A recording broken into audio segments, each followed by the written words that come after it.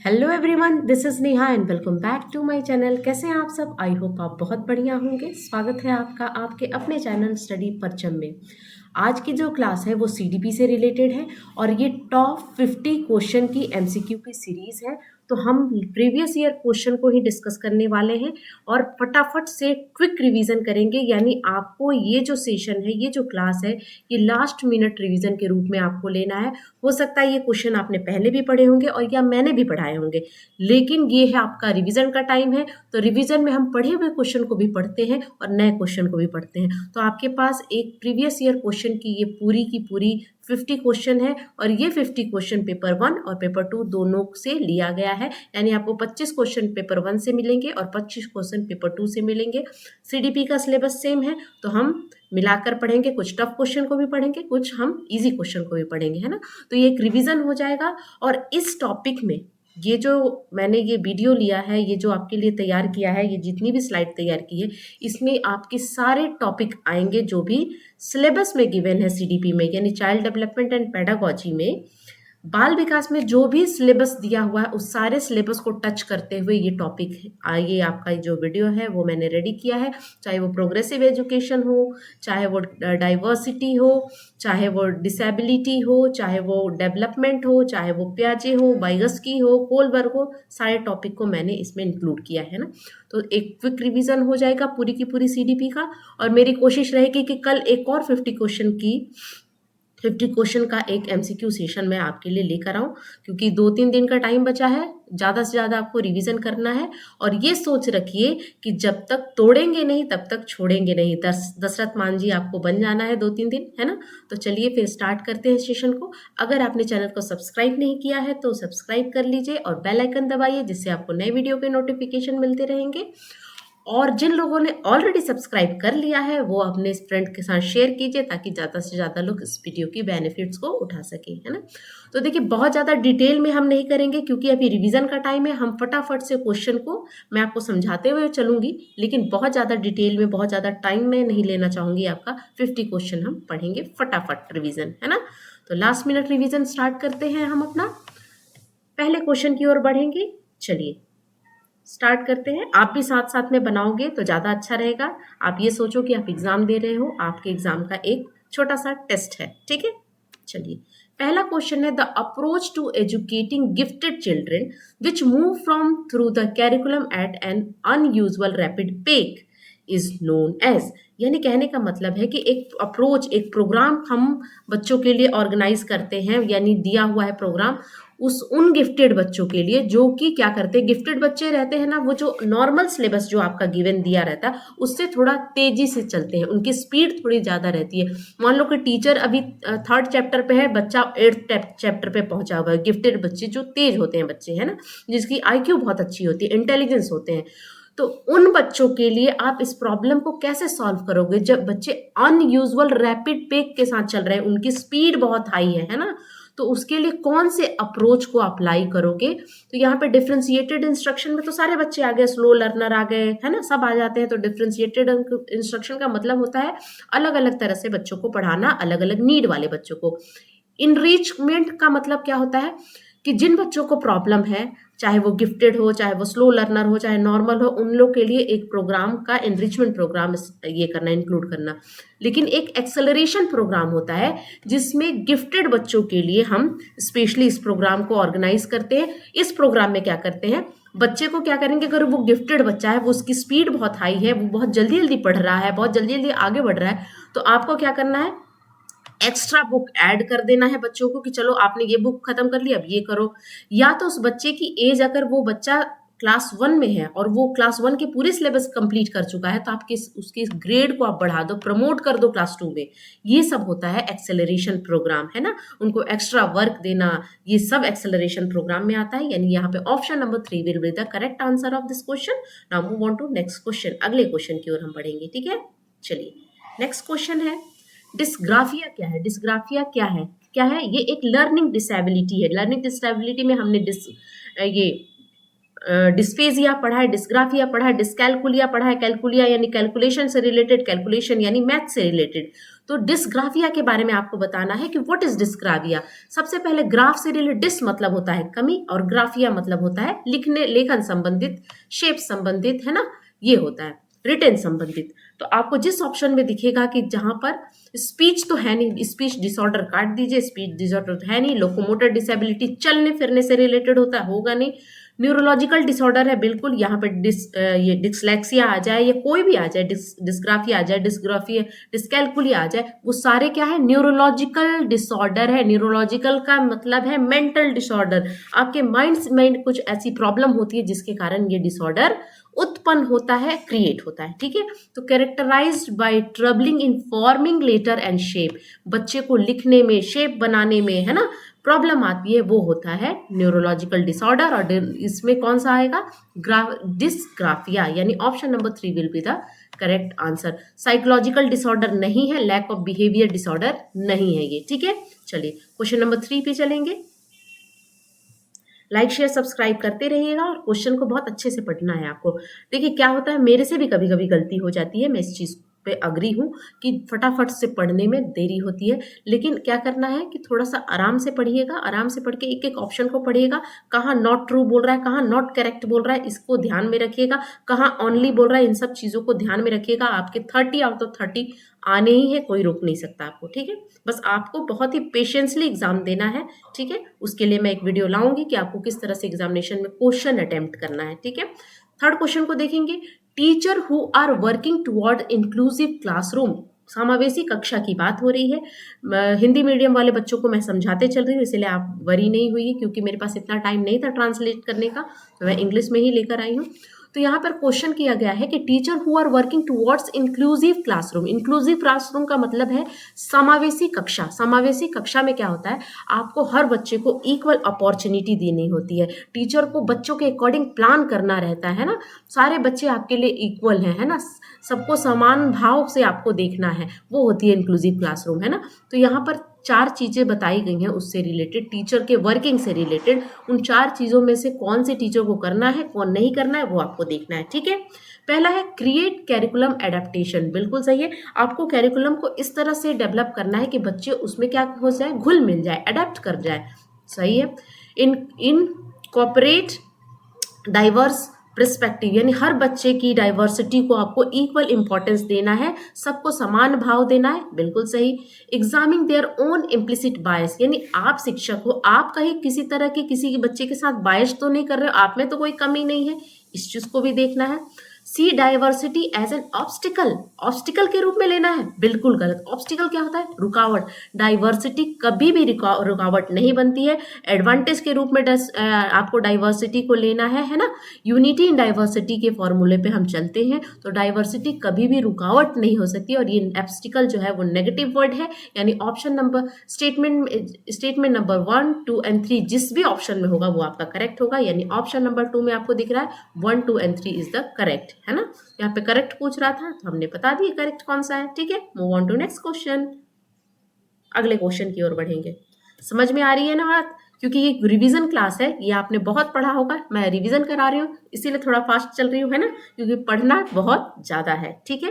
While dash agency of socialization is predominantly important in infancy, यानी शैशव अवस्था में कौन सी एजेंसी जो है सोशलाइजेशन की वो डोमिनेट करती है, प्रीडोमिनेंटली एक्टिव रहती है ना। और dash agency of socialization also important in early childhood, है ना। तो यहाँ पे देखिए, यहाँ पे घर नहीं देके, यहाँ स्कूल नहीं देके, थोड़ा सा घुमा दिया है क्वेश्चन को। घर, इन्फेंसी का जो स्टेज होता है, बच्चे कहाँ बिताते हैं, जो बच्चे होते हैं 2 साल तक के बच्चे घर में रहते हैं, तो घर में रहते हैं तो वो घर का इन्वायरमेंट है, और घर जहाँ आ गया वहां हो जाता है प्राइमरी, ठीक है। अर्ली चाइल्डहुड यानी 3 साल से ऊपर के बच्चे हैं, कहाँ जाते हैं, प्री प्राइमरी स्कूल में जाते हैं, तो अर्ली चाइल्डहुड को आप स्कूल से जोड़ दो, तो जहां पर स्कूल यानी सेकेंडरी, प्राइमरी यानी घर, तो इस तरह से आपको जोड़ना है। यहाँ पे घर और यहाँ पर स्कूल नहीं देके, यहाँ पे इन्फेंसी और यहाँ पे स्टेजेस ऑफ, मतलब इस चाइल्ड का स्टेज दे दिया है, उससे आपको चेक करना है। तो यहाँ पर कौन सा होगा, पहले में होगा प्राइमरी और दूसरे में होगा सेकेंडरी, यानी option number 2 will be the correct answer of this question. ठीक है, जहां भी आपको मैं बता दूं, जहां भी स्कूल आ गया उसके साथ क्या है वो आपको नहीं, पहले जहां स्कूल आ गया वो हमेशा सेकेंडरी होगा और जहां भी घर आ गया वो हमेशा प्राइमरी होगा। ठीक है, समझ में आ रही है बात। नेवर, अगर नेवर जो है आपका पड़ोस आपके साथ जुड़ गया, प्राइमरी के साथ आपके घर के साथ जुड़ गया, तो वो हमेशा प्राइमरी हो जाएगा। यही नेबर जब स्कूल के साथ जुड़ेगा तो वो हमेशा सेकेंडरी होगा, याद रखिएगा। ठीक है, चलिए move on to next question. अगले क्वेश्चन की ओर हम बढ़ते हैं, क्वेश्चन नंबर 5। अकॉर्डिंग टू लेव वाइगस्की, लेव वाइगस्की कौन थे, कंस्ट्रक्टिविस्ट थे, और कंस्ट्रक्टिविस्ट में यानी रचनावादी थे, और रचनावादी में कौन से रचनावादी थे, सोशल कंस्ट्रक्टिविस्ट थे। और इनका मानना था कि हमारे किसी भी बच्चे का डेवलपमेंट कैसे होता है, आपके लैंग्वेज पर डिपेंड करता है, कल्चर पर डिपेंड करता है और सोसाइटी पर डिपेंड करता है। इन तीनों चीजों पे इन्होंने फोकस किया, याद रखिएगा तीनों फॉर्म। तो यहाँ पे इनके कारण, इनके अकॉर्डिंग क्या है, social factor influence language development but not cognitive, यहाँ तक सही है, कॉग्निटिव भी फैक्टर डिपेंड करता है। कॉग्निटिव डेवलपमेंट फैसिलिटेट, यानी डेवलपमेंट से, कॉग्निटिव डेवलपमेंट से लैंग्वेज डेवलपमेंट होता है, ये प्याजे का कहना था। Language development and cognitive development advance independent to each other, बिल्कुल नहीं, दोनों डिपेंडेंट है ना। Language development facilitate cognitive development, यानी आपके भाषा विकास से ही आपका संज्ञानात्मक विकास होता है। ये पहले क्या होता है, लैंग्वेज डेवलपमेंट, और उसके बाद होता है कॉग्निटिव डेवलपमेंट अकॉर्डिंग टू लेव वाइगस्की। ठीक है, option number 4 will be the correct answer of this question. Now move on to next question. At which level of Lawrence Kohlberg moral reasoning do children typically believe that people should live up to the expectation of the society? जहां भी आ जाए कि expectation of the society के, यानी society के according जब आप काम करते हो, गुड बॉय गुड गर्ल बनने की बात करते हो, जो सोशल नॉर्म्स है वो उसको आप चेंज नहीं कर सकते हो। जब इसकी बात करते हो कि जो आप रूल्स एंड रेगुलेशन है जिसको हम चेंज नहीं कर सकते, जब इन सब चीजों की आप बात करते हो तो आप किसमें हो, आप कन्वेंशनल लेवल में हो, यानी लेवल नंबर 2 और स्टेज नंबर 3 एंड 4 इसमें आता है। 3 लेवल आपको पता होगा, pre conventional, conventional and post conventional, यानी पूर्व परंपरागत, परंपरागत और उत्तर परंपरागत। ठीक है, तो जहां भी यहाँ पे सोसाइटी के अकॉर्डिंग आपको अच्छा दिखाने की कोशिश की जाए, आप सीधे बीच वाले स्टेज यानी स्टेज नंबर लेवल नंबर 2 और स्टेज नंबर 3 एंड 4 पर जाइएगा। ठीक है, गुड बॉय गुड गर्ल वाला लेवल माना जाता है। ठीक है, चलिए move on to next question, question number 7 देखते हैं। Read the following statement and choose the correct option. Assertion and reason है, अभी इसको क्या बोलते हैं हिंदी में, अभिकल्पना, और रीजन यानी कारण। ठीक है, interaction with more knowledgeable other, जब आप मोर नॉलेजेबल अदर किसको बोलते हैं, जिसको अधिक जानकारी होती है ना, जिसको आपसे ज्यादा जानकारी होती है, such as teacher and peers. तो interaction with more knowledgeable other such as teachers and peers can provide the necessary support यानी गाइडेंस यानी स्कैफोल्डिंग की बात हो रही है, to help learner develop their understanding and skill. यानी आप जब मोर नॉलेजेबल अदर के साथ इंटरैक्ट करते हो, जुड़ते हो, तब आपकी जो प्रॉब्लम होती है, जहां पर आप फंस रहे हो, वो आपको गाइडेंस प्रोवाइड करते हैं, सपोर्ट प्रोवाइड करते हैं, और जिससे आपकी अंडरस्टैंडिंग डेवलप होती है, आपकी स्किल डेवलप होती है, आपकी समझ बढ़ती है, आपकी कौशल बढ़ती है। ठीक है, ये बात तो सही है। हम इंटरैक्ट किसके से करेंगे, मोर नॉलेजेबल अदर। मोर नॉलेजेबल अदर कहाँ है, समाज में ही है, हमारे टीचर हैं, हमारे पीयर्स हैं, हमारे माँ बाप हैं, है ना, जो हमसे ज्यादा जानते हैं। हो सकता है कि किसी सब्जेक्ट में, किसी टॉपिक में हमारे छोटे भाई बहन भी हमसे ज्यादा जानते होंगे। बहुत सारे ऐसी टॉपिक होती है जो आप जानते हो और वो आपके माँ बाप को नहीं पता रहता है ना, तो ऐसा होता है। ठीक है, इसको आपको ईगो पे नहीं लेना है कि नहीं माँ बाप तो हमेशा अच्छा जानते हैं, या हम छोटे भाई बहन कैसे हमसे अच्छा जान सकते हैं, ये ऐसा चीज नहीं रखना है। ठीक है, social interaction is the key component of learning and development. अब मैं यहाँ पे कहूँ कि मैं आपको पढ़ा रही हूँ, तो हो सकता है कि किसी टॉपिक में आप मेरे से अच्छा जानते हो, है ना, तो ऐसा ये कहना कि नहीं मैं टीचर हूँ, मैं बहुत अच्छा जानती हूँ, ये ईगो नहीं रखना है। हमेशा ऐसा सोचिए कि सीखने की ये रखिए, सीखने की लय रखिए, सीखने की कोशिश कीजिए। हमेशा आदमी को मूर्ख बन के रहना चाहिए कि नहीं मुझे कम आता है और मुझे बहुत कुछ सीखना है।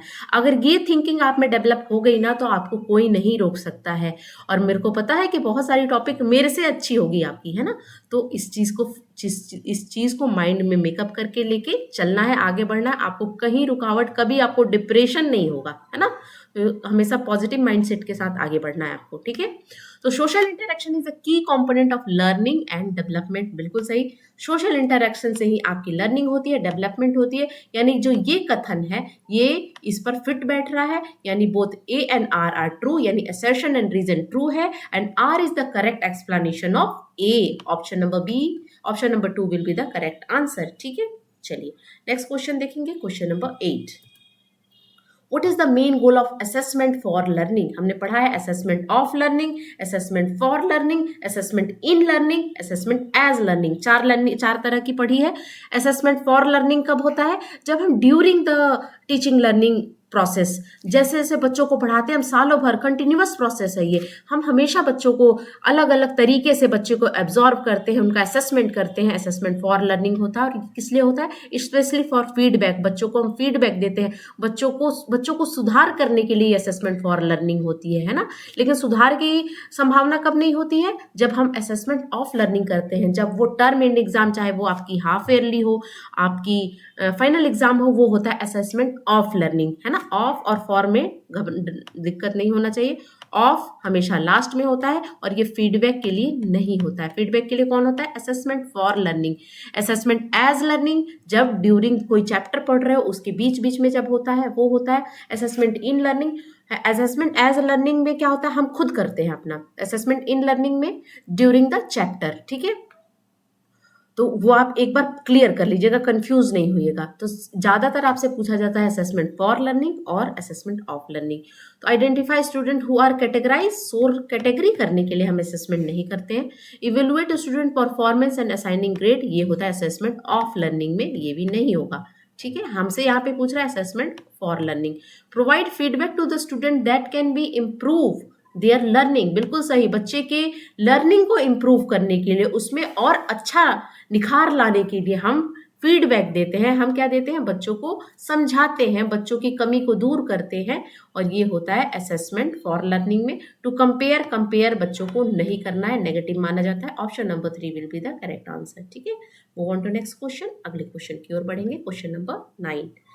At the age can child engage in a word play like jokes and riddles that involve in a play on a word? यानी किस साल के बच्चे, किस उम्र के बच्चे स्टार्ट कर देते हैं क्या करना?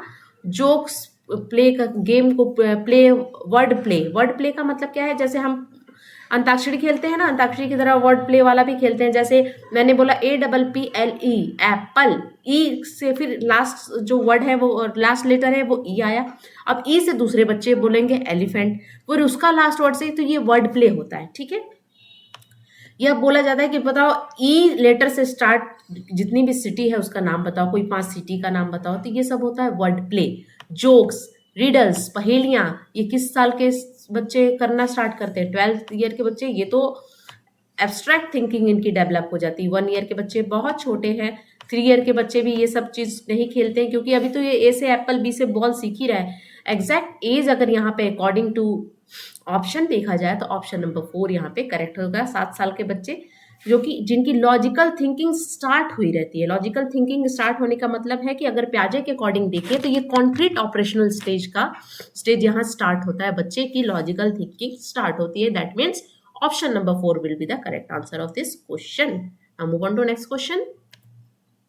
Carol Gilligan has critic Kohlberg theory of moral development. किस बेसिस पर उन्होंने क्रिटिसाइज किया था कोल्सबर्ग की थ्योरी का? कोल्सबर्ग की थ्योरी किस पर थी? मोरल डेवलपमेंट की थी, नैतिक विकास का सिद्धांत था। उसमें उन्होंने एक हाइंड्स की स्टोरी बताई थी। उस स्टोरी में उन्होंने क्या बताया था कि हाइंड्स की एक प्रॉब्लम बताई थी। उस प्रॉब्लम को कुछ ही बच्चों को, मतलब जो मेल चाइल्ड थे ना, उनको ही, उनके सामने ही डिस्क्राइब किया था उस स्टोरी को। उन्होंने फीमेल के पॉइंट ऑफ व्यू को क्या किया था? इग्नोर किया था। और इसमें कौन सा ऑप्शन जाएगा? सोशल कॉग्निटिव पर्सपेक्टिव पे। तो सोशल कॉग्निटिव पर्सपेक्टिव पे तो किसका था? लेव वाइगस्की का था, ठीक है? Not given advocate important to genetic factor, इसका तो कुछ लेना ही देना नहीं। Case study as a research method, ये भी नहीं है। फ्रॉम द फेमिनिस्टिक पर्सपेक्टिव, यानी जो देखिए आपको भी पता होगा कि आपके घर में जो आपकी मदर है वो अलग तरीके से सोचती है और आपके फादर अलग तरीके से। अगर आप एक प्रॉब्लम सामने रख दो, आपको मान लो कहीं फील्ड ट्रिप पे जाना है, स्कूल की साइड से आपको कहीं ले जाया जा रहा है, तो फादर बोलेंगे नहीं जाओ, घर में बैठ के पढ़ाई करो, ठीक है। लेकिन मदर बोलेंगी कि जाने दो यार, क्या हो जाएगा, बच्चा है चला जाएगा, थोड़ा घूम फिर लेगा। तो एक ही मतलब सिचुएशन में दोनों की थॉट क्या हो गई, अलग हो गई। तो यहाँ पर कोलबर्ग ने किसी भी फीमेल का पर्सपेक्टिव नहीं लिया था, इसलिए उन्होंने क्रिटिसाइज किया था। अगर लिया होता तो थ्योरी कुछ और रहती है ना, कुछ और बताती, ठीक है। तो option number 2 is the correct answer. Now move on to next question, question number 11 देखेंगे। One of the main characteristics of pre operational thought, देखिए प्याजे की जो प्री ऑपरेशनल थॉट है ना, उससे बहुत ज्यादा क्वेश्चन पूछे जाते हैं। और प्री ऑपरेशनल थॉट या प्री ऑपरेशनल स्टेज जो है, स्टेज नंबर 2 अकॉर्डिंग टू प्याजे कॉग्निटिव डेवलपमेंट थ्योरी, उसमें स्टेज नंबर 2 को बहुत अच्छे से पढ़िएगा। इसमें बहुत कंफ्यूजिंग वाले टर्म्स हैं, जैसे इसमें आता है आपका ईगोसेंट्रिक, है ना, सेंट्रेशन इसमें आता है, इररिस्पेक्टिव ऑफ थॉट आता है ना, ये सब चीजें इसमें आती है। तो इसी से ज्यादा क्वेश्चन बनते हैं प्याजे में। वैसे देखिए कॉन्क्रीट ऑपरेशनल जो स्टेज है वो क्लियर कट क्या बताना चाह रहा है समझ में आ जाता है। फॉर्मल ऑपरेशनल से बच्चों की एब्स्ट्रैक्ट थिंकिंग डेवलप हो जाती है, बच्चे कल्पना करना सीख जाते हैं, बच्चों हाइपोथेसिस बनाते हैं, परिकल्पना बनाते हैं, बच्चे क्या करते हैं, प्रॉब्लम सॉल्विंग एबिलिटी स्टार्ट हो जाती है ना। तो वो स्टेज तो आपको पता होगा बहुत बढ़िया से। बट यहाँ पर आपको प्री ऑपरेशनल स्टेज को बहुत अच्छे से ध्यान से पढ़िएगा।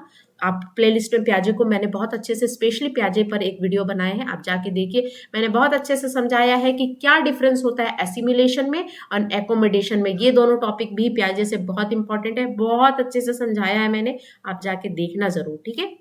तो यहाँ पे one of the main characteristics of pre operational thought according to Jean पियाजे is dash which refer to tendency to focus on one aspect of situation and neglected other. हम एक चीज पर फोकस कर रहे हैं और दूसरे को क्या कर रहे हैं, नेग्लेक्ट कर दे रहे हैं, नजरअंदाज कर दे रहे हैं।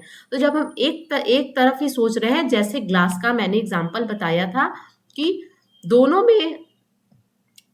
में क्या है, पानी 1 लीटर है ना। तो इस पतले वाले ग्लास में यहां तक भरी है और इसमें यहां तक भरी है। तो बच्चा क्या बताएगा, एक चीज को ही देखेगा, बोलेगा कि इसमें ज्यादा, लेकिन बराबर पानी दोनों में 1 लीटर है। लेकिन उसने क्या किया, सिर्फ लंबाई को देखा, चौड़ाई को नजरअंदाज कर दिया। और यही होता है सेंट्रेशन इसको हम बोलते हैं। और यही यहाँ जब कॉन्क्रीट ऑपरेशन स्टेज में बच्चे जाते हैं तो यही डेवलप हो जाती है, बच्चे में डिसेंट्रेशन आता है और बच्चे दोनों चीजों को देखना स्टार्ट कर देते हैं, ठीक है। Option number 2 will be the correct answer. Centration कहते हैं उसको, है ना। चलो अगला है, which of the following is gross motor skill. Gross motor skill, fine motor skill, ये किस डेवलपमेंट का पार्ट है, ये फिजिकल डेवलपमेंट का पार्ट होता है। और फिजिकल डेवलपमेंट में फाइन मोटर स्किल, जैसे आपकी छोटी मसल्स जो होती हैं मांसपेशियों में, जब आपका डेवलपमेंट होता है, स्किल बढ़ता है, जैसे आप लिखना सीखते हो, आप लिख रहे हो, आप ड्राइंग कर रहे हो, ये सब क्या है, फाइन मोटर स्किल है। लेकिन आप रनिंग कर रहे हो, आप स्विमिंग कर रहे हो, है ना, ये सब क्रॉस मोटर स्किल है, जब आपकी बड़ी मसलें काम करती हैं। जब आप स्विमिंग करोगे तो आपकी पूरी हाथ आप इस तरह करके आगे बढ़ोगे, पैर आपकी चलेगी। तो यहाँ पे बोल रहा है कि विच of the following is gross motor skill, है ना। ग्रॉस यानी बड़ी मसलों के बारे में बात किया जा रहा है, मोटर स्किल यानी मसल्स डेवलपमेंट से रिलेटेड है। Muscle development is related to physical development, है ना। 3 डोमेन पढ़े हैं ना हमने, कॉग्निटिव डोमेन, फिजिकल डोमेन और साइकोमोटर डोमेन, ठीक है। तो नीटिंग, आटा गूंदना, स्विमिंग, आटा गूंदने में आपकी ये देखो, जब आटा गूंदते हो ना तो ये वाली चलती है आपकी, ठीक है। स्विमिंग क्या होती है, जब आपकी पूरी मसल चल रही है। तो यहाँ पे स्विमिंग तो होना चाहिए ग्रॉस मोटर में। Cutting along the outline of the circle of the paper के आउटलाइन को जब काटोगे तो आप क्या करोगे, कैंची से काटोगे, है ना, सीजर का यूज करोगे तो आप ये वाली चलेगी आपकी। Cutting along the big rectangle, देखिए सर्कल काटिए, रेक्टेंगल काटिए, आपको ये वाली जो आपकी फिंगर है, थंब और आपकी ये जो फिंगर है फर्स्ट वाली, ये ही दोनों काम करेगी, ठीक है। तो यहाँ पर ये दोनों नहीं हुआ, मेन स्विमिंग आ जाएगा आपके ग्रॉस मोटर स्किल में, ठीक है। चलिए आगे बढ़े। Physical growth and development follow the dash and dash of the principle. अब यहाँ पे एक और फिजिकल डेवलपमेंट का पार्ट आ गया है जिसको हम सेफेलोकॉर्डल कहते हैं, जो टॉप से बटोम होता है, और प्रॉक्सिमल डिस्टल कहते हैं, जो कि अंदर से बाहर की ओर होता है। ठीक है, तो यहाँ पे फिजिकल फॉलो पहले क्या होता है, पहले प्रॉक्सिमल होता है, या यहाँ पे देखिए ये दोनों ऑप्शन एक जैसे लग रहे होंगे, ऑप्शन नंबर 2 और ऑप्शन नंबर 3। देखिए यहाँ पे इंटीग्रेशन तो होगा नहीं, सिंपल टू कॉम्प्लेक्स डिफरेंशिएशन होगा नहीं, इन दोनों का कोई रोल नहीं है। ठीक है, यहाँ पे सेफेलोकॉर्डल और प्रॉक्सिमल डिस्टल का बात हो। अब सेफेलोकॉर्डल पहले होगा या प्रॉक्सिमल डिस्टल, तो पहले सेफेलोकॉर्डल होगा, टॉप से बॉटम, ऊपर से नीचे। पहले हमारा दिमाग क्या होता है, डेवलप होता है, माइंड डेवलप होता है, उसके बाद हमारे पैर हाथ वगैरह जो भी डेवलप होते हैं। प्रॉक्सिमल डेवलप अंदर से बाहर, सेंटर टू पेरिफेरी, देखिए इनर से आउटर दिया है, यानी अंदर से बाहर की ओर, अंदर से बाहर की ओर जब आपका डेवलपमेंट होता है वो होता है प्रॉक्सिमल डिस्टल। यानी इंग्लिश में भी याद रखिएगा, हिंदी मीडियम वाले बच्चे कंफ्यूज मत कीजिएगा, आप वहां पे पलट के देख सकते हैं, है ना। तो ये होगा ऑप्शन नंबर 2, यानी पहले आपकी हार्ट वगैरह जो आपके ऑर्गन है अंदर के वो डेवलप होंगे, उसके बाद आप बढ़ोगे आगे की साइड। ठीक है, समझ में आई बात। चलिए क्वेश्चन नंबर 14 देखते हैं। According to Howard Gardner, a philosopher has dash types of intelligence and the sculpture has more dash types of intelligence. Philosopher कौन होते हैं? फिलोसफर वो होते हैं जो अपने आप को बहुत अच्छे से समझते हैं, वो क्या कर रहे हैं, किस लिए कर रहे हैं। बहुत अच्छा फिलोसफर वगैरह आप देखोगे, भाषण बहुत अच्छा देते हैं, भाषण बहुत अच्छा के मतलब आध्यात्मिक गुरु वाला काम करते हैं फिलोसफर, है ना। अध्यात्म के बारे में बताएंगे, जो आपके धर्म गुरु वगैरह होते हैं अलग अलग धर्म के, वो सब फिलोसफर होते हैं। ठीक है, तो उनको अपने अंदर का ज्ञान होता है। और दूसरा स्कल्पचर, स्कल्पचर का मतलब होता है मूर्तिकार। मूर्तिकार क्या होता है, उनको शेप का बहुत अच्छा नॉलेज होता है। वो अगर मूर्ति बना रहे हैं तो उनको पता है कि किस स्पेस में उन्हें आंख बनाना है, किस स्पेस में उनको नाक बनाना है, इन सब चीज़ों का वो ध्यान देते हैं।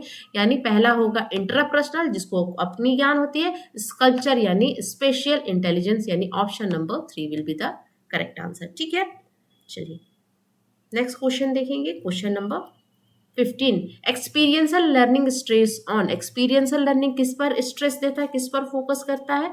एक्सपीरियंशियल लर्निंग यहाँ पे क्रिटिकल रिफ्लेक्शन पर, importance of critical reflection. Critical reflection का मतलब होता है आलोचनात्मक रिफ्लेक्शन, है ना, उस पर फोकस करता है experiential learning.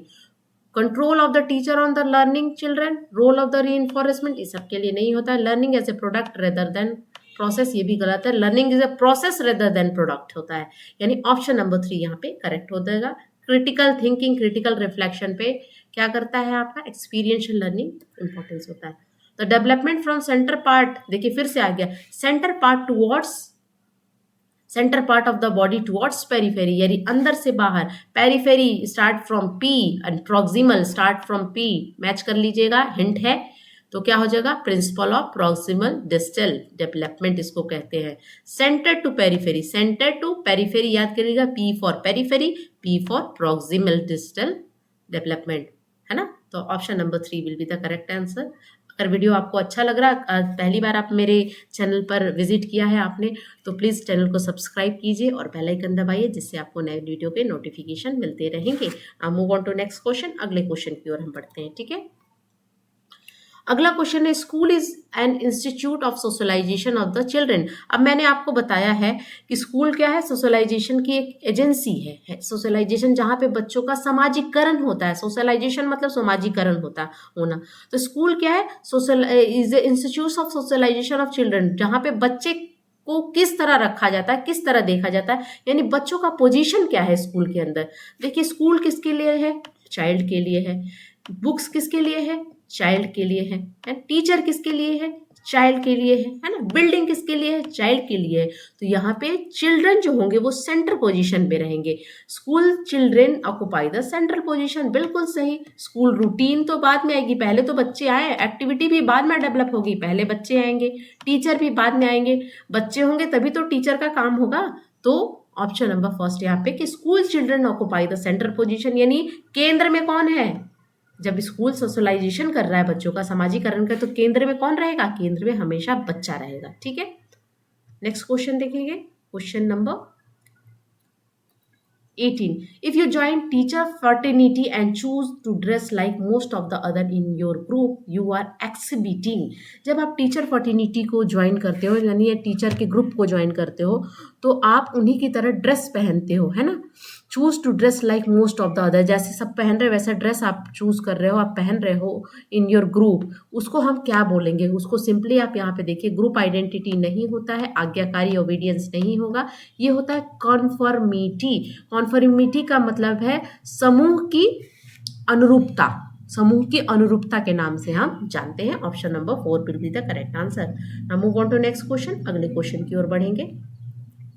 Individualise educational programme या इंडिविजुअलाइज एजुकेशनल प्लान भी हम इसको बोलते हैं, यानी जिसको हम हिंदी में बोलेंगे व्यक्तिगत शिक्षा कार्यक्रम is planned for the perspective of. ये किस लिए हम प्लान करते हैं, ये प्रोग्राम हम क्यों ऑर्गेनाइज करते हैं? देखिए, किसी बच्चे में डिसेबिलिटी दिख जाती है, किसी बच्चे में कुछ कमी दिखती है, तो इसके लिए हम एक इंडिविजुअलाइज एजुकेशनल प्रोग्राम या प्लान को डेवलप करते हैं, जहाँ पे हम टीचर को भी इन्वॉल्व करते हैं, बच्चा तो है ही सेंटर में, और पेरेंट्स को भी इन्वॉल्व करते हैं और उस बच्चे की प्रॉब्लम को दूर करने की कोशिश करते हैं। तो ये किस लिए होता है, सिंपली यहाँ पे आपको बताना है। तो यहाँ पे देखिए, स्पेशल एजुकेशन प्रोग्राम नहीं है, ओपन स्कूल एजुकेशन नहीं है, ई लर्निंग प्रोग्राम नहीं, ये चाइल्ड सेंटर एजुकेशन प्रोग्राम के अंतर्गत आता है, जिसको हम इंडिविजुअलाइज एजुकेशनल प्रोग्राम के नाम से IEP या प्रोग्राम आ जाए, ये प्लान आ जाए, फुल फॉर्म आ जाए तब भी आप देखिएगा, अगर फुल फॉर्म लिखने को आ जाए, अगर प्रोग्राम रहे या प्लान रहे, दोनों एक ही है, दोनों में से कोई एक देगा। ठीक है, चलिए move on to next question, अगले क्वेश्चन की ओर हम बढ़ेंगे। Question number 20, between dash month of the age most child begin to combine word into short sentence while speaking. ठीक है ना, तो किस मंथ में बच्चे वर्ड, मतलब दो वर्ड तो यहाँ पे नहीं लिखा हुआ है, वर्ड को ज्वाइन करके एक छोटा सेंटेंस बनाते हैं, तो वो एज होता है 18 से 24 साल के, 18 से 24 मंथ के बच्चे, यानी 1.5 से 2 साल के बच्चे। जैसे ये बच्चे बोलते हैं पापा कम, मम्मा गॉन, इस तरह के 2 वर्ड को जोड़ते हैं। यहाँ पे 2 वर्ड नहीं दिया है, लेकिन यहाँ यही होगा, क्योंकि पहला सेंटेंस यही हुआ ना, 2 वर्ड को जोड़ के एक सेंटेंस बनाता है। इसके बाद जैसे ही बच्चे 24 से 30 मंथ में घुसते हैं, बच्चे टेलीग्राफिक स्पीच में घुस जाते हैं, है ना, उसके बारे में भी मैंने पढ़ाया है, आप देख सकते हैं जाके प्लेलिस्ट में। चलिए क्वेश्चन नंबर 21 देखेंगे। The concept of intelligence quotient and IQ was develop by. IQ का कॉन्सेप्ट किसने दिया है ना, इंटेलिजेंस कोशेंट का कॉन्सेप्ट किसने दिया, विलियम स्टर्न ने दिया, है ना, याद रखिएगा विलियम स्टर्न। विनय कौन थे, विनय एंड साइमन, जिन्होंने फर्स्ट इंटेलिजेंट टेस्ट को डेवलप किया था। ठीक है, तो यहाँ पे विलियम स्टर्न याद रखिएगा, इंटेलिजेंस कोशेंट का कॉन्सेप्ट उन्होंने दिया। और IQ का फॉर्मूला क्या होता है, IQ इक्वल टू होता है mental as divided by chronological age, mental as जिस बच्चे की मेंटल एबिलिटी कहाँ तक पहुंची है, इंटू 100, है ना। मेंटल एज क्या होता है, मान लीजिए 10 साल का बच्चा है, 15 साल के बच्चे की 15 साल के बच्चे का मैथमेटिक्स सॉल्व कर दे रहा है, वो उसकी मेंटल एज हुई। क्रोनोलॉजिकल एज रियल एज, जो उसकी एक्चुअल एज है। ठीक है, चलिए, तो विलियम स्टर्न ने IQ के कॉन्सेप्ट को डेवलप किया था। Creativity is thought to be related to the concept of. Creativity कैसे डेवलप होती है, क्रिएटिविटी क्या फ्लूइड इंटेलिजेंस से रिलेटेड है, क्रिस्टलाइज इंटेलिजेंस से रिलेटेड है, कन्वर्जेंट से है या डाइवर्जेंट से है। देखिए, क्रिएटिविटी आपकी डाइवर्जेंट थिंकिंग से रिलेटेड है, जितना ज़्यादा आप क्रिएटिव होगे उतनी अलग अलग दिशाओं में आप सोचोगे। कन्वर्जेंट थिंकिंग का मतलब ही होता है, डाइवर्जेंट थिंकिंग का मतलब भी होता है, एक आपके पास क्वेश्चन है, उसके पास आपके मल्टीपल सॉल्यूशन है, आप अलग अलग आंसर दे पा रहे हो। और वहीं उल्टा हो जाता है कन्वर्जेंट थिंकिंग, एक क्वेश्चन ओनली 1 सॉल्यूशन। ठीक है, फ्लूइड एंड क्रिस्टलाइज इंटेलिजेंस किसने दिया था, है रेमंड कैटल ने दिया था, याद रखिएगा। फ्लूइड हेरिडिटी से रिलेटेड है, क्रिस्टलाइन इन्वायरमेंट से रिलेटेड है। ठीक है, तो creativity is the thought to be related to the concept of divergent thinking. Divergent thinking यानी आप अलग अलग दिशाओं में सोचते हो, डाइवर्स थिंकिंग की बात हो रही है, यानी ऑप्शन नंबर 4 यहाँ पे करेक्ट हो जाएगा। Move on to next question, अगले क्वेश्चन की ओर पढ़ेंगे। The acceptable sound combination of language, sound की बात आ गई, याद रखिएगा, यहाँ पे अंडरलाइन कीजिएगा। Sound combination of language are specify in its dash rule. Rule की बात हो रही है, साउंड रूल की बात हो रही है, ग्रामर का कोई रोल नहीं है, सिंटैक्टिक का कोई रोल नहीं है, इन्फ्लेक्शन का कोई रोल नहीं है, सिंपली ये क्या है, phono phono phono related to sound, phonological awareness, sound combination के बारे में आपको पता हो। फोनीम क्या होती है, smallest unit of sound in a language, और मॉर्फिम क्या होती है, smallest unit of meaning in a language. ठीक है, तो ऑप्शन नंबर फर्स्ट यहाँ पे करेक्ट हो जाएगा। Next question number 24, the position where the thought pattern are influenced by language is called, thought pattern, the position, वो position where thought pattern are influenced by language, thought pattern जो है आपके सोचने का तरीका है वो लैंग्वेज से इन्फ्लुएंस हो रहा है, लैंग्वेज से प्रभावित हो रहा है, भाषा से प्रभावित हो रहा है, उसको क्या बोलेंगे, उसको हम सिंपली, आप याद रखिएगा, उसको हम बोलते हैं जहाँ पे आपकी सोच आपकी भाषा पर डिपेंडेंट है, वो होती है लैंग्विस्टिक डिटर्मिनेशन। क्या बोलते हैं, लैंग्विस्टिक डिटर्मिनेशन, याद रखिएगा। ठीक है, नेक्स्ट देखेंगे, Ravi repair appliance by testing, Ravi repair appliance by testing hypothesis about cause of the malfunction based on his experience with the symptoms he used। अब रवि क्या है, कोई भी अप्लायंस कुछ भी हो सकती है, आपकी फैन हो सकती है, जो भी आपके घर में अप्लायंस होती है, आपकी मिक्सर हो सकती है, आपकी एसी हो सकती है, उसको क्या कर रहा है, रिपेयर कर रहा है, ठीक कर रहा है, बाय टेस्टिंग हाइपोथेसिस, हाइपोथेसिस परिकल्पना करके, सोच करके, है ना, अलग अलग तरीके से सोच करके, परिकल्पना करके, और उसमें उसमें और क्या उसको ऐड कर रहा है, उसका सिम्टम्स भी है और उसके एक्सपीरियंस भी उसके साथ को जोड़ते हुए वो कर रहा है। वो कौन सा मेथड, वो क्या यूज कर रहा है, क्या वो इनसाइट यूज कर रहा है, इनसाइट क्या हो रहा है, अचानक से आपके दिमाग में कोई सॉल्यूशन आ जाए, एल्गोरिदम नहीं होगा, मेंटल सेट नहीं होगा, इसको हम हेरोस्टिक मेथड कहते हैं। हेरोस्टिक मेथड किसने दिया था, H.E. आर्मस्ट्रॉन्ग नाम था उनका, जिसमें आप प्रॉब्लम सॉल्विंग मेथड के नाम से भी हम जानते हैं, ये यहाँ पर ये वही कर रहा है। ठीक है, तो अगले क्वेश्चन की ओर बढ़ेंगे, question number 26, Divya often divide the assign job into small task which she can handle easily she is using, यानी दिव्या जो है वो जो उसको ये मिला है, वर्क मिला है, जो भी जॉब मिला है, उसको छोटे छोटे पार्ट में, छोटे छोटे ग्रुप में क्या कर रही है, डिवाइड कर रही है, फिर उसको कर रही है ताकि वो इजीली उसको हैंडल करके उसको सॉल्व कर सके। ठीक है, तो उसको सॉल्व कर सके, तो दिव्या यहाँ पे कर क्या रही है आपको बताना है। ठीक है, Divya she is using reductionism, secondary elaboration, सब गोल एनालिसिस या फंक्शनल फिक्स्डनेस। तो देखिए सब गोल एनालिसिस यहाँ पे कर रही है, वो छोटे छोटे टुकड़ों पे जब किसी भी पार्ट को चंक में तोड़ते हो, जैसे हम फोन नंबर याद करते हैं, फोन नंबर कैसे याद करते हैं, चंक में याद करते हैं। जैसे मान लीजिए फोन नंबर है 3492678342 ऐसे, मतलब 3-3 के ग्रुप में हम याद करते हैं, है ना, ये 4-4 के ग्रुप में याद करते हैं, तो ये होती है सब गोल एनालिसिस, यानी ऑप्शन नंबर 3 यहाँ पे करेक्ट हो जाएगा। ठीक है, next question number 17, society determine the role of male and female, society determine करती है, थोपती है आपके रोल को, कि ये फीमेल का रोल है, ये मेल का रोल है, मेल ऐसा कर सकते हैं, फीमेल ऐसा नहीं कर सकती, फीमेल ये कर सकती है, मेल ऐसा नहीं।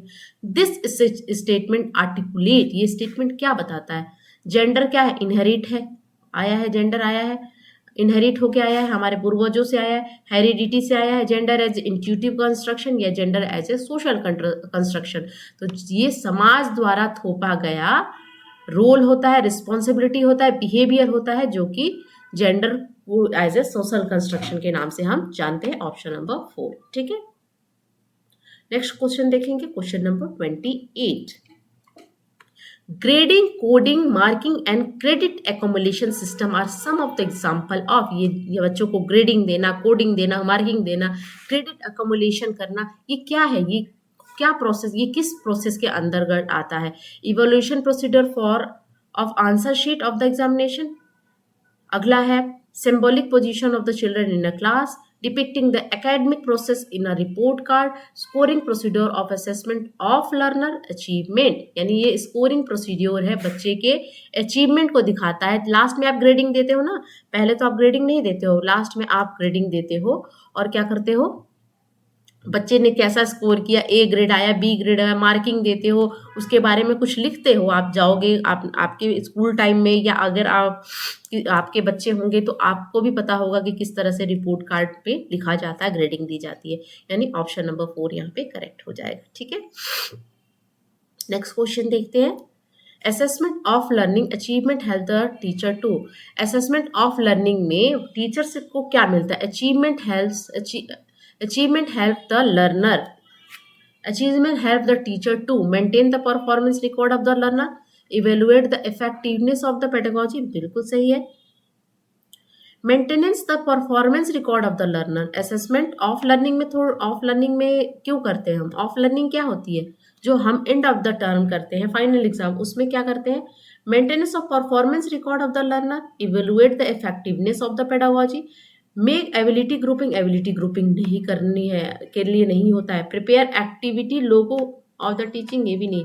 देखिए असेसमेंट ऑफ लर्निंग में क्या होता है ना कि बच्चे के असेसमेंट के साथ टीचर का भी असेसमेंट होता है कि टीचर ने साल भर जो टीचिंग टेक्निक यूज़ की, मेथड यूज़ किया है ना। पेडागोजी क्या होता है? द वे टीचिंग, पढ़ाने का तरीका, मेथड ऑफ टीचिंग, बच्चे को आप कितना समझ रहे हो, वो होती है पेडागोजी।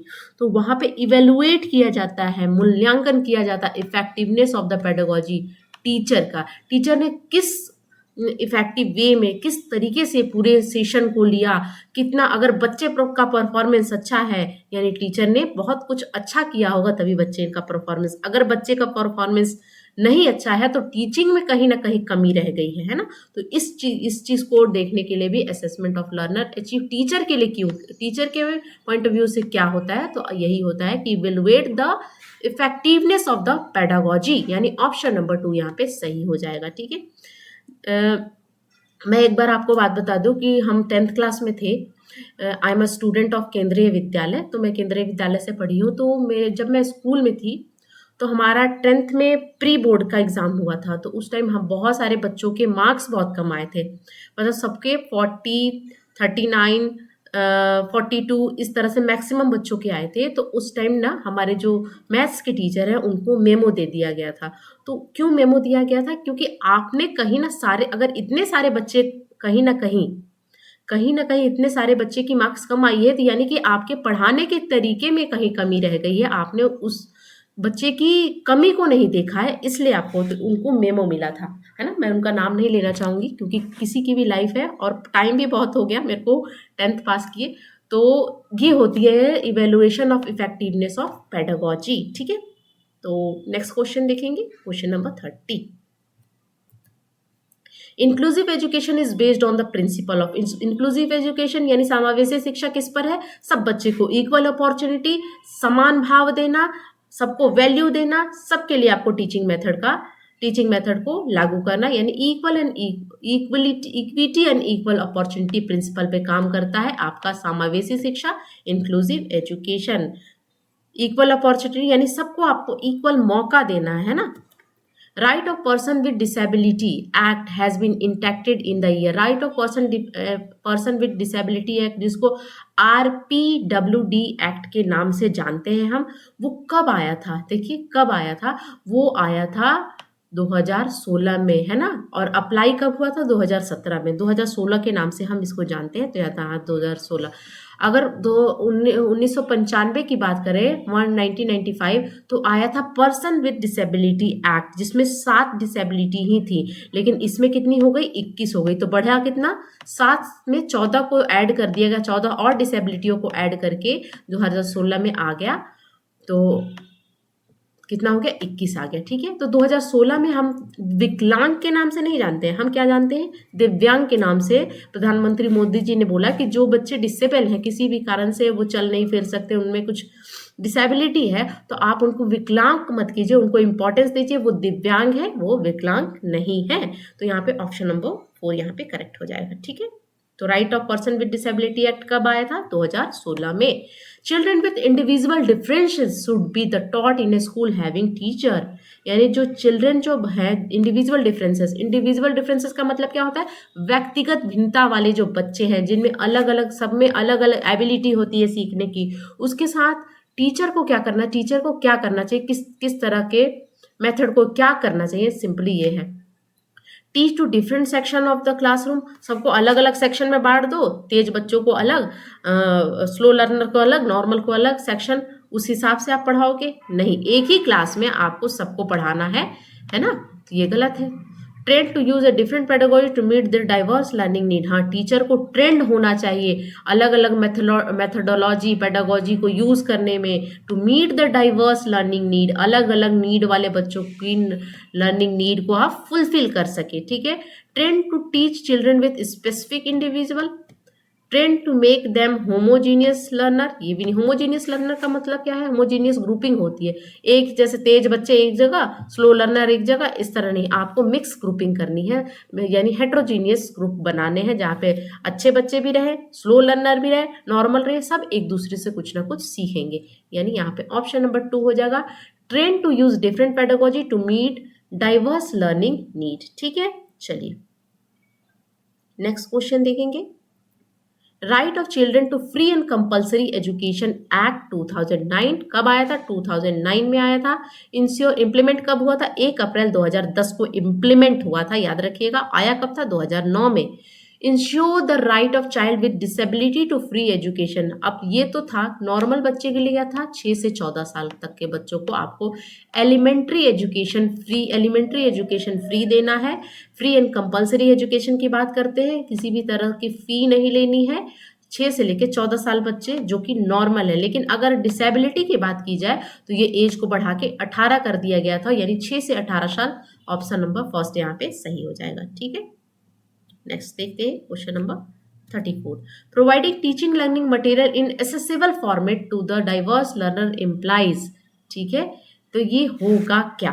ठीक है, तो यहाँ पे providing teaching learning material in accessible format है ना, यानी टीचिंग लर्निंग मटेरियल जो है वो बच्चों के लिए एक्सेसिबल हो, आ सके, डाइवर्स लर्नर के जो नीड है उसके लिए, तो उसको हम बोलते हैं सिंपली, आप इसको याद रखिएगा। ठीक है, यूनिवर्सल डिज़ाइन ऑफ लर्निंग के नाम से हम इसको जानते हैं, जिसपे हम providing teaching learning material in accessible format to the diverse learner implies universal design of learning, यानी ऑप्शन नंबर 4 यहाँ पे करेक्ट हो जाएगा। ठीक है, चलिए नेक्स्ट क्वेश्चन को देखेंगे। डैश इन्वॉल्व सेल्फ अवेयरनेस, अपने बारे में समझना, कंट्रोल ऑफ कॉग्निटिव एबिलिटी, अपने कॉग्निटिव एबिलिटी में, मानसिक एबिलिटी, संज्ञानात्मक एबिलिटी पे कंट्रोल होना, जैसे प्लानिंग करना, रिव्यूइंग करना, रिवाइजिंग करना, ये क्या है? कॉग्निशन से रिलेटेड है तो कॉग्निशन होगा। और मेटा का मतलब होता है अपने आप में, मेटा कॉग्निशन की हम बात करते हैं जब आपको सेल्फ अवेयरनेस होता है, अपने बारे में बहुत अच्छे से पता होता है, अपने आप पे कंट्रोल होता है ना, उसको हम बोलते हैं मेटा कॉग्निशन, यानी ऑप्शन नंबर 2 यहाँ पे करेक्ट हो जाएगा। ठीक है, सैनिटेशन तो वो प्री ऑपरेशनल का पार्ट है, एकोमोडेशन वो भी प्याजे से रिलेटेड है ना, कॉग्निशन एंड इमोशन वो अलग चीज है।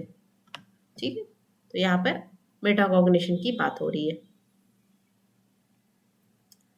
36 देखेंगे, when child think to interpret the receive information according to their experience. देखिए, अब ये क्वेश्चन जो है मेरे अकॉर्डिंग अगर आप आंसर देखोगे तो मेरे अकॉर्डिंग है कि experience, when child thinking is interpret, child की थिंकिंग चेंज होती है जब वो इंफॉर्मेशन को रिसीव करता है अपने एक्सपीरियंस के थ्रू, अपने एक्सपीरियंस, जैसे जैसे एक्सपीरियंस बढ़ता है लाइफ में, जैसे जैसे हम बोलते हैं ना कि बड़े बुजुर्ग जो होते हैं वो ज़्यादा एक्सपीरियंस होते हैं, ज़्यादा अनुभवी होते हैं, क्योंकि उन्होंने बहुत चीज़ें लाइफ में देखी रहती हैं। अगर हमारे माँ बाप कुछ कहते हैं तो उसमें अभी तो हमें लगता है कि नहीं वो सही नहीं बोल रहे हैं, बहुत हद तक हमें लगता है, लेकिन नहीं, वो किसी उनके साथ उस तरह की घटनाएं घटी रहती हैं, उस चीज़ को उन्होंने एक्सपीरियंस किया रहता है, उससे क्या हुआ है कि उनको क्या होती है, उनको ये पता रहता है कि क्या सही है और क्या गलत है। ठीक है, तो यहाँ पे कहने का मतलब है कि children thinking to interpret the receiving information according to their experience, experience से उनकी थिंकिंग क्या हो रही है, चेंज हो रही है, इंटरप्रेट हो रही है, उसमें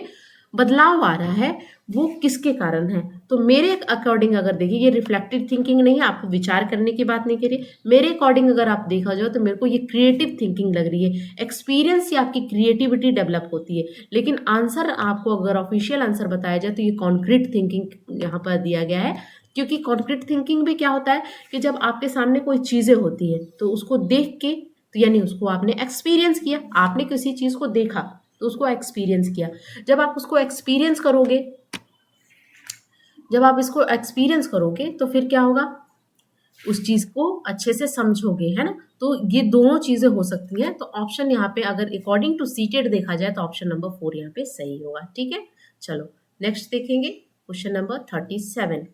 teaching learning at varying level of difficulty based on the ability of individual learner is known as, यानी आप अलग अलग लर्नर के नीड को फुलफिल कर रहे हो, उनकी डिफिकल्टी के अकॉर्डिंग आप क्या कर रहे हो, इंस्ट्रक्शन प्रोवाइड कर रहे हो, अलग अलग इंस्ट्रक्शन प्रोवाइड कर रहे हो। क्लासरूम में आपको किस तरह के इंस्ट्रक्शन दे रहे हैं बच्चे को, डिफ्रेंशिएटेड इंस्ट्रक्शन, जिसको हम विभेदी इंस्ट्रक्शन के नाम से जानते हैं। अलग अलग बच्चे की अलग अलग डिफिकल्टी होती है, अलग अलग नीड होती है, अलग अलग इंटरेस्ट होती है, अलग अलग तरीके से बच्चे सीखते हैं। तो आपको क्या करना है, क्लासरूम में लीनियर इंस्ट्रक्शन नहीं देखना है, यानी एक इंस्ट्रक्शन से सारे बच्चों को आप नहीं पढ़ा सकते हो। आपको डिफ्रेंशिएटेड यानी अलग अलग तरह के इंस्ट्रक्शन का यूज करके क्लासरूम टीचिंग करनी होती है। ऑप्शन नंबर फर्स्ट यहाँ पे करेक्ट हो जाएगा। Now move on to next question, question number 38 देखते हैं। Maintenance in the specific stage of learning which is antecedent to the stage of learning, यानी डैश स्टेज ऑफ लर्निंग। अब देखिए learning की स्टेज में क्या होती है ना, स्टेज बहुत सारी होती है, इसके बारे में अभी तक तो हमने मतलब किसी ने नहीं पढ़ाया, मैंने जहाँ तक देखा है। तो लर्निंग की स्टेज होती है ना, तो लर्निंग की जो जो यहाँ पे ऑप्शन दिया है उसमें सबसे पहले आता है लर्निंग की स्टेज में एक्विजिशन। एक्विजिशन आता है, एक्विजिशन के बाद आता है आपका, तो सबसे पहले आता है एक्विजिशन, पहले नंबर पे आपका आता है एक्विजिशन। अगर यहाँ पे बोल रहा है, यहाँ पे बोल रहा है क्या कि मेंटेनेंस किसके बाद आता है, कौन से स्टेज ऑफ लर्निंग के बाद मेंटेनेंस आता है, ठीक है। तो मेंटेनेंस आता है यहाँ पे, आंसर होगा जनरलाइजेशन के बाद, है ना। जनरलाइजेशन के बाद होता है मेंटेनेंस आता है, ठीक है। तो पहले जनरलाइजेशन होगा, नहीं, जो मेंटेनेंस किसके पहले आता है यहाँ पे पूछा जा रहा है। तो पहले मेंटेनेंस आएगा, उसके बाद जनरलाइजेशन आएगा। तो यहाँ पे मेंटेनेंस के बारे में, मेंटेनेंस किसके पहले आएगा यहाँ पे ये पूछा जा रहा है। स्पेसिफिक एंटीसीडेंट, एंटीसीडेंट मतलब पहले, टू द स्टेज ऑफ, ठीक है। तो देखिए सबसे पहले एक्विजिशन होता है लर्निंग का स्टेज, उसके बाद होता है फ्लुएंसी या प्रोफिशिएंसी के नाम से हम जानते हैं, ठीक है। उसके बाद आता है मेंटेनेंस, उसके बाद आता है जनरलाइजेशन, देन सबसे लास्ट पे आता है एडेप्टेशन, ठीक है। ये लर्निंग की स्टेज है, ये अभी तक तो मैंने नहीं पढ़ाई है या किसी ने नहीं पढ़ाई है, लेकिन मैं कोशिश करूंगी कि नेक्स्ट सेशन के लिए इसको पढ़ा दूँ आपको, ठीक है।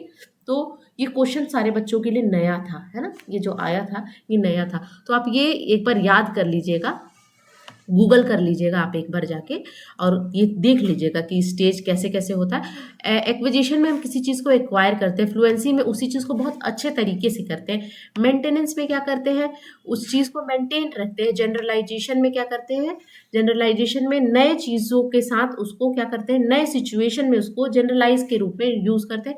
और एडेप्टेशन में आप नए सिचुएशन में अपने प्रीवियस नॉलेज को ऐड करते हो। इस तरह से आप एक बार पढ़ लेना जरूर, ठीक है। तो यहाँ पे मेंटेनेंस जो होता है वो जनरलाइजेशन से पहले आता है, ये लर्निंग की स्टेजेस है, ठीक है। ठीक है, नेक्स्ट देखेंगे question number 39। Zajonc believe that cognition and emotion, Zajonc की अलग थॉट थी और सब साइकोलॉजिस्ट के तुलना में। तो जिजोंग ने क्या बोला था कि कॉग्निशन, और सारे जो साइकोलॉजिस्ट थे ये मानते थे कि ये दोनों एक दूसरे से इंटरकनेक्टेड है, जुड़े हुए हैं। लेकिन जिजोंग क्या मानते थे कि इन दोनों में कोई संबंध नहीं होता, यानी दोनों इंडिपेंडेंट है, एक दूसरे से स्वतंत्र है ना, इंडिपेंडेंट है जिजोंग के अकॉर्डिंग, ठीक है। चलिए नेक्स्ट देखेंगे क्वेश्चन नंबर 40।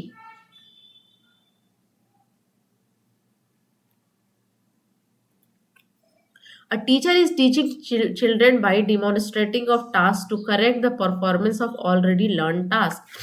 यानी टीचर क्या कर रही है, बच्चों को क्या करिए, demonstrate of task to correct the performance of already learn task, यानी बच्चों को पहले से पढ़ाया हुआ है उसमें बच्चे मिस्टेक कर रहे हैं, पहले से समझा। तो टीचर क्या करिए, डिमोन्स्ट्रेट करके, डिमोन्स्ट्रेट करती है टीचर, करती है क्या करती है, किसी चीज़ को एक्सपेरिमेंट को करके टीचर दिखाती है बच्चों को, वो होता है डिमोन्स्ट्रेट करना, है ना, करके दिखाना। पहले टीचर करेगी फिर उसी चीज़ को बच्चे फॉलो करेंगे। तो यहाँ पे टीचर क्या कर रही है, किस मेथड का यूज कर रही है टीचर, ठीक है। तो यहाँ पे टीचर सिंपली मॉडलिंग कर रही है ना, मॉडलिंग यानी किसी चीज को प्रदर्शित करना। यहाँ पे टीचर क्या कर रही है, मॉडलिंग कर रही है। और मॉडलिंग के बारे में किसने बताया था, बेंड्यूरा ने हमें बताया था, है ना। सोशल लर्निंग थ्योरी के बारे में हमें बताया था कि किस तरह से मॉडलिंग के थ्रू हम, उसमें हमने पढ़ा है क्या कि सबसे पहले हम किसी चीज को देखते हैं, है ना, रिटेंशन के बारे में हमने पढ़ा था ना, ये सब चीज़ें। तो आप बेंड्यूरा की थ्योरी भी एक बार पढ़ लेना, ठीक है। तो 40 नंबर का ऑप्शन नंबर 4 यहाँ पे करेक्ट हो जाएगा। टीचर जब कुछ करके दिखा रही है बच्चों को तो वो मॉडलिंग होती है और इसीलिए टीचर को हम रोल मॉडल के रूप में लेते हैं। After getting hurt during a play activity, जब आपको कोई प्ले एक्टिविटी हो रही है और आपको चोट लगती है, रोहन स्टार्ट क्राइंग, रोहन क्या कर रहा है, चोट लगने के बाद रोहन क्या किया, रोने लगा। Seeing this her father respond, जैसे खेल रहा है बच्चा और खेलते खेलते क्या होती है, बच्चों को चोट लगती है, तो बच्चों को चोट लगने पे रोहन जो है वो रोने लगता है। तो फादर का रिस्पॉन्ड क्या था, फादर ने क्या बोला, don't behave like a girl, boy doesn't cry, बच्चे की तरह, लड़कियों की तरह बिहेव नहीं करो, क्योंकि लड़के नहीं रोते हैं, लड़कियां रोती हैं। कहने का संकेत यहाँ पे क्या है, don't behave like a girl, बच्चे लड़कियों की तरह बिहेव मत करो, है ना। बॉयज डोंट क्राई, लड़के नहीं रोते हैं, यानी कहने का मतलब क्या है कि लड़कियां रोती हैं गिरने पर, है ना। This statement by the father, father के इस स्टेटमेंट का मतलब क्या है, क्या रिफ्लेक्ट कर रहा है जेंडर स्टीरियोटाइप, बिल्कुल सही है, ये रिफ्लेक्ट कर रहे हैं, ये क्या कर रहे हैं, प्रदर्शित कर रहे हैं जेंडर स्टीरियोटाइप, यानी स्टीरियोटाइप ये रूढ़िबद्धता जो बहुत समय से चली आ रही है हमारे खानदान में, हमारे पूर्वज भी या कोई भी समाज के कोई भी लोग, लड़के और लड़कियों के क्या कर, लड़के और लड़कियों के टास्क को, बिहेवियर को, रिस्पॉन्सिबिलिटी को, रोल को डिवाइड कर दिया गया है और ऐसा नहीं है। क्या है यहाँ पर, क्या कि दिखाया जाता है आपको, एड में अभी भी दिखाया जाता है, मीडिया भी आप इसका रोल करता है कि आपको दिखाया जाएगा कि सनफ्लावर ऑयल का अगर ऐड आ रहा है तो किचन में मम्मी को पूड़ी तलते हुए दिखाया जाता है।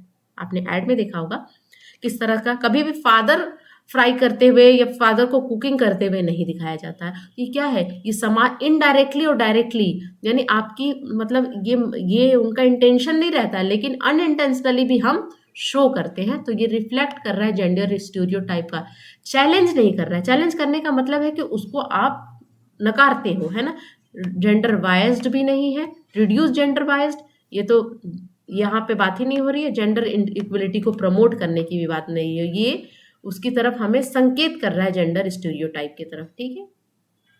42 देखेंगे, इन प्रोग्रेसिव क्लासरूम, प्रोग्रेसिव यानी प्रगतिशील शिक्षा की, प्रगतिशील क्लासरूम में किस तरह से बच्चे सीखते हैं, क्या होता है वहाँ पे सिंपली देखना है, फिक्स्ड कैरिकुलम नहीं होता है, फ्लेक्सिबल कैरिकुलम होता है। फिक्स कैरिकुलम हमेशा नेगेटिव माना जाता है, याद रखिएगा, कोई भी चीज़ फिक्स नहीं होती है, ठीक है।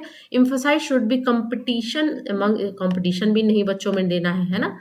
Ample opportunity should be provided for the construction of knowledge, knowledge को कंस्ट्रक्ट करने के लिए, ज्ञान का निर्माण करने के लिए बच्चों को एम्पल अपॉर्चुनिटी देना है। What do you mean by ample opportunity, ample opportunity का मतलब होता है बच्चों को भरपूर क्या देना है, अपॉर्चुनिटी देना है, बच्चों को मौका देना है, भरपूर मौका, जितना हो सके बच्चों को मौका दीजिए।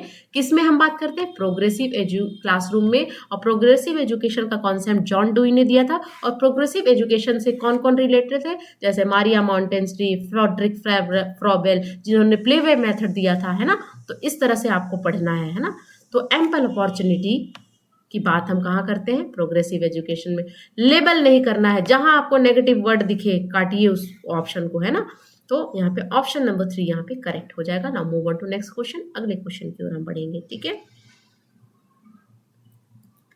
After absorbing that student are struggling to proceed further on an ongoing activity, a teacher decided to provide clue and hint in the form of what, why, how, है ना। अकॉर्डिंग टू लेव वाइगस की theory, this strategy of teacher will. अब यहाँ पे देखिए मैंने प्याजे, वाइगस की एंड कोलवर के क्वेश्चन कम लिए हैं, क्योंकि इसका एक सेपरेट वीडियो आ चुका है, अगर आपने नहीं देखा है तो आप जाकर देखिएगा। बहुत सारे क्वेश्चन मैंने प्याजे, वाइगस की एंड कोलवर से लिया है, उस थ्योरी को भी समझाया है, बहुत शॉर्ट में कोशिश की थी समझाने की, तो आप उसको देखिएगा। इसलिए यहाँ पे मैंने उन सब टॉपिक से एक आधी क्वेश्चन लिए हैं, ठीक है। तो यहाँ पे बोला जा रहा है कि बच्चे स्ट्रगल कर रहा है, बच्चा नहीं बना पा रहा है, प्रॉब्लम को सॉल्व नहीं कर रहा है, तो टीचर क्या दे रही है, क्लू दे रही है। क्लू दे रही है यानी स्कैफोल्डिंग दे रही है, हिंट दे रही है यानी स्कैफोल्डिंग दे रही है, गाइडेंस आ जाए स्कैफोल्डिंग दे रही है। स्कैफोल्डिंग क्या होता है, टेम्परेरी सपोर्ट होता है, परमानेंट सपोर्ट कभी नहीं होता है। अगर परमानेंट सपोर्ट आए, परमानेंट सपोर्ट का मतलब होता है कि आप हमेशा सपोर्ट दे रहे हो, ठीक है। तो टीचर क्या कर रही है, टेम्परेरी सपोर्ट दे रही है बच्चों को, temporary support is called scaffolding. और किस फॉर्म में दे रही है, बोल रही है अच्छा ये होगा तो कैसे होगा, व्हाट, व्हाई, हाउ, कैसे, है ना, क्यों, किस लिए, इन सब चीज़ों को बोल के वो सपोर्ट दे रही है। तो अकॉर्डिंग टू लाइफ बाइकर्स कि बच्चा किसी प्रॉब्लम में फंस रहा है, टीचर वहाँ पे उसको सपोर्ट दे रही है in the form of clue, hint, और किस वे में कर रही है, वाई, व्हाट, इस तरह के क्वेश्चन पूछ रही है ताकि बच्चा वहाँ पे रुके कि मैम इस तरह का क्वेश्चन क्यों पूछ रही है, जरूर यहाँ कुछ गड़बड़ी है, जरूर यहाँ से मेरे को कुछ चेंजेस करना है। This strategy of teaching teacher इन, ये कौन सी स्ट्रैटेजी है, ये सिंपली डिमोटिवेट नहीं कर रही है टीचर, टीचर तो बच्चे को हेल्प कर रही है।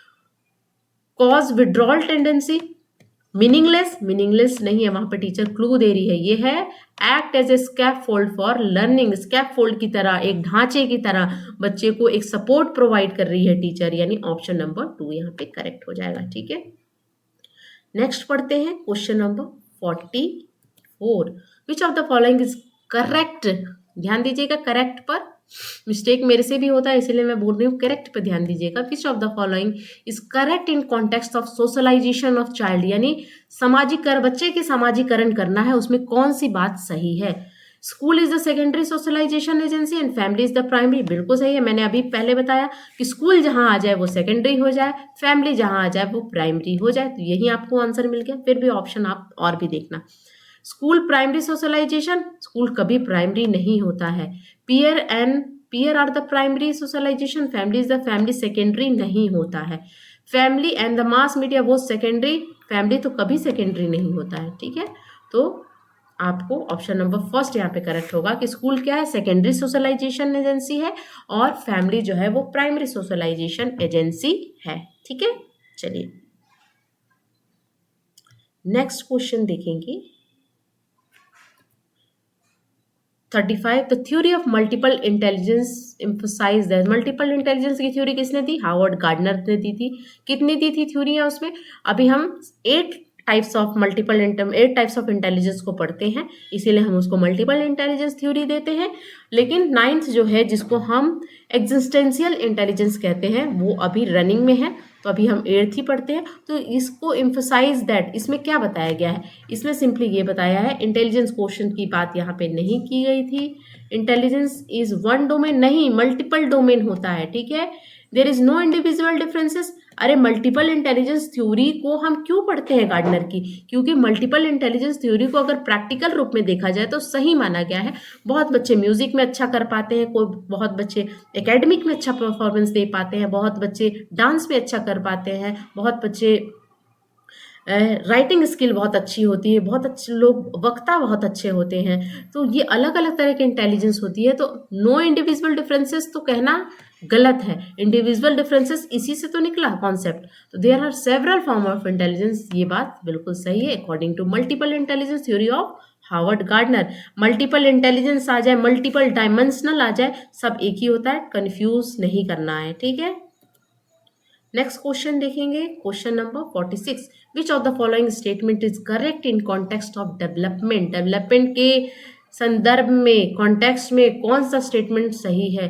Development has the same rate of growth across the culture for every one. दूसरा है development occur only through the learning, only during the period of childhood, development सिर्फ चाइल्डहुड तक होता है, डेवलपमेंट लाइफ लॉन्ग तक चलता है, फ्रॉम वूम टू टूम, कहाँ से, माँ के कोख से लेके कब्र तक, है ना, वूम टू टूम जाता है। ठीक है, तो डेवलपमेंट इज मल्टी डायमेंशनल, ये हम कह सकते हैं कि डेवलपमेंट क्या होता है, मल्टी डेवलप। अब ये क्यों नहीं कहा same rate of growth, same rate of growth नहीं होता है, रेट जो स्पीड जो होती है वो कम ज़्यादा होती रहती है ना, ये मल्टी डायमेंशनल है, ये हम कह सकते हैं। ठीक है, ऑप्शन नंबर 4 यहाँ पे सही हो जाएगा।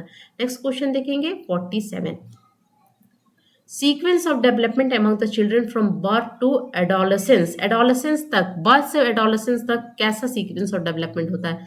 सबसे पहले सेंसरी मोटर होता है, फिर कॉन्क्रीट होता है, हम चीज़ों को देख के पहले सेंस ज्ञान इंद्रियों से सीखते हैं, फिर हम किसी चीज़ को देख के सीखते हैं, फिर हमारी इमेजिनेशन पावर, एब्स्ट्रैक्ट थिंकिंग, अमूर्त चिंतन विकसित होती है। ठीक है, तो ऑप्शन नंबर फर्स्ट ही होगा।